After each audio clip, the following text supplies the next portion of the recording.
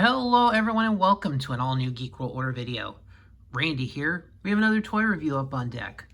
And today we're looking at the GIJoe Classified Series Crazylegs figure. GIJoe Paratrooper, replacing Ripcord in the line. This was a later figure, came out somewhere around 87, 88, I believe. I know it was one of those years where I have trouble keeping up with the line sometimes. So here he is. He's in the retro card series. So here he is. He has, so he doesn't have the ab crunch. He's got the more movable upper torso, but also he's got the parachute gear. So his movement is going to be a little limited. He's got the nice detailing in the red material here, the gray. Interesting dynamic there. Details with the black outlining, the black holster. We can definitely take a look at the head here because he has a psychotic look on his face. This guy means business. Articulation-wise, he does have the butterfly joints, the 360 rotation, the upper arm, the double jointed elbow, the hands. So there is some. So these hands do have the wrist flipping on them.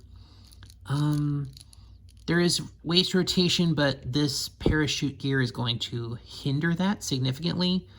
He does have the drop hip, the upper thigh swivel, the double jointed knee, and of course the ankle tilt and rocking. There's a swivel at the boot. I think the other hand. So he does not come with any other hands. So he does come with accessories. He has a figure stand, as all the retro card figures come with. He has these goggles you can put on there.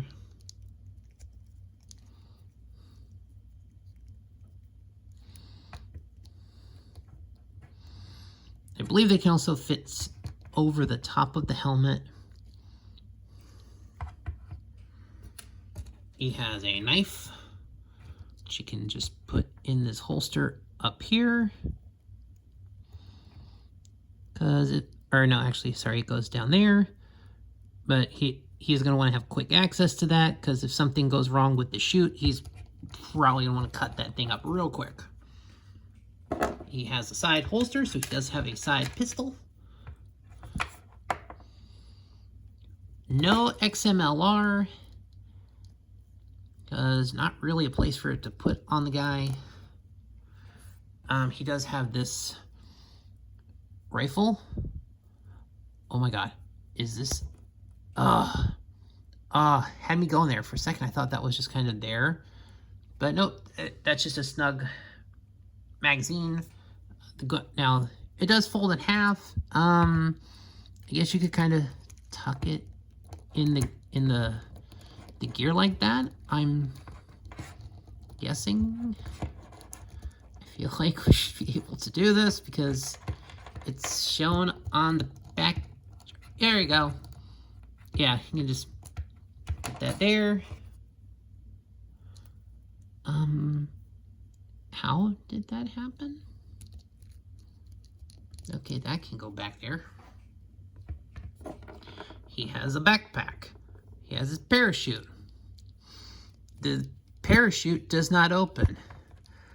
So this is the retro card figure. Now, maybe it's possible that when maybe they do a full release of this guy in the main line, and maybe he has a full working chute.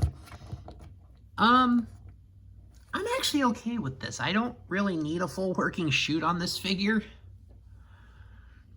Just make it easier to display.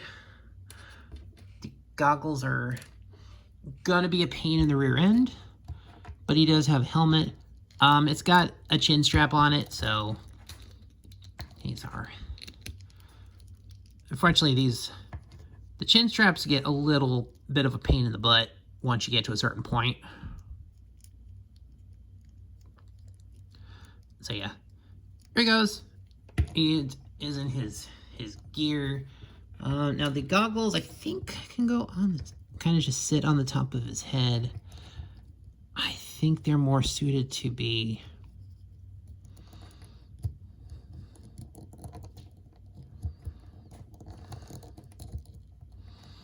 Yeah, I'm feeling that they're probably going to be... They're more likely suited to go under the helmet, but also... I feel like that helmet is going to be a pain in the rear end to get on with the goggles, so I'm not necessarily going to display him with the goggles. I think this look is perfectly fine. The red and... Like, the red and gray makes me think of Matt Tracker from Mask. So I feel like some of this could be retooled pretty easily into a Matt Tracker, which would be an interesting way to kind of pad out the classified line at some point, is to add Mask figures to it. I think that'd be an interesting way to kind of bulk out the classified line a little bit, get some additional properties in there. Just an idea. Don't attack the messenger. But he's got his small machine gun. So overall, oh, that actually worked really nicely.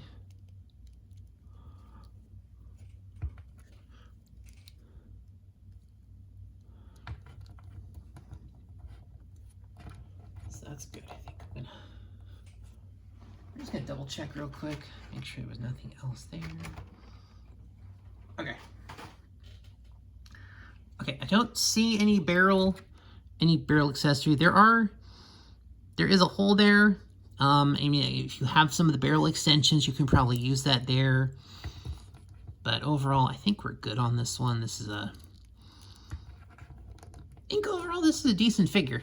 Like I said, the posability is just a little limited with the gear. Doesn't have a lot of the ab crunch or rotation that you can get fully out of a figure like this. But I think overall, it's a good one. I think I still enjoy it. Crazylegs was a figure I never had as a kid, so it is good to have kind of a figure from that lost era. I've gone back and bought a lot of the characters that appeared in the cartoon. And then just as a kid, I owned a lot of stuff from like 89 forward. So Crazylegs kind of falls into that kind of in-between era for G.I. Joe, where I don't have a lot of representation of that era in my collection. But it's a cool character to have in the classified form and fill out the ranks that way. But overall, I like this figure. It's a good figure. So I think that'll do it for this video, guys. Thanks for watching.